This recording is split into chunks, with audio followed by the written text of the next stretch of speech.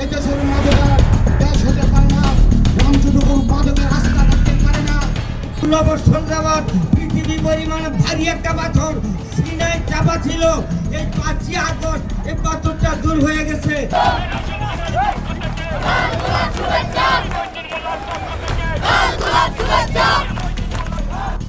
মাদক হাটাও, যুবক বাঁচাও, এই প্রতিপাদ্যকে সামনে রেখে কুমিল্লার মুরাদনগরে মাদক বিরোধী র্যালি করে জনগণের কাছে তাদের বার্তা পৌঁছে দেয় রামচন্দ্রপুর স্পোর্টস ক্লাবের সদস্যরা।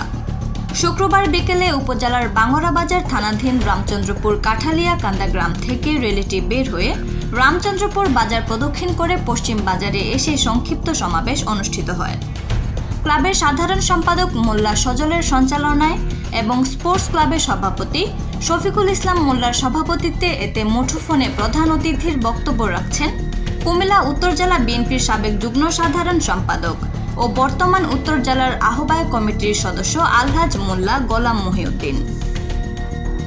প্রধান অতিথির বক্তব্যে তিনি বলেন, রামচন্দ্রপুরে কোনো মাদক থাকবে না। যারা মাদক ব্যবসা করে এবং মাদক সেবন করে তাদেরকে প্রশাসনের হাতে তুলে দিন। তিনি মুরাদনগরের সাবেক 5 পাড়ের এমপি আলহাজ কাজী শাহ মোফাজ্জল হোসেন কায়কোবাদ দাদার বিরুদ্ধে মিথ্যা মামলা প্রত্যাহার করতে অন্তর্বর্তীকালীন সরকারের কাছে দাবি জানায় এবং রামচন্দ্রপুরবাসীর কাছে কায়কোবাদ দাদার জন্য দোয়া চান। এ সময় বিশেষ অতিথির বক্তব্য রাখেন মাওলানা রুহুল আমিন জেহাদি, উপজেলা বিএনপির যুগ্ম আহ্বায়ক জসিমউদ্দিন রিপন, ইউনিয়ন বিএনপির যুগ্ম সাধারণ সম্পাদক হেলাল মোল্লা। এই দেশের মাদকের দেশ হতে পারে না, রামচন্দ্রপুর মাদকের রাস্তা থাকতে পারে না। গোলাম মধ্যম মোল্লা বলেছেন, তোমাদের ভালো কাজের জন্য যে কোনো সময় আমাকে ডাকবে, আমি তোমাদের পাশে সাড়া থাকবো। 16 বছর যাবৎ পৃথিবী পরিমাণ ভারী একটা পাথর সিনায় চাপা ছিল। এই 5ই আগস্ট এই পাথরটা দূর হয়ে গেছে। হাতে দড়ি, পায়ে দড়ি, মাদক এগুলি ছেড়ে দেন। ব্যবসাও করবেন না, নিজেও খাইবেন না।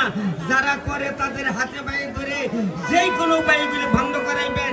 আর যদি বন্ধ করা না হয় তাহলে আইনের যে ব্যবস্থা সেটা পুরোপুরি নেওয়া হবে।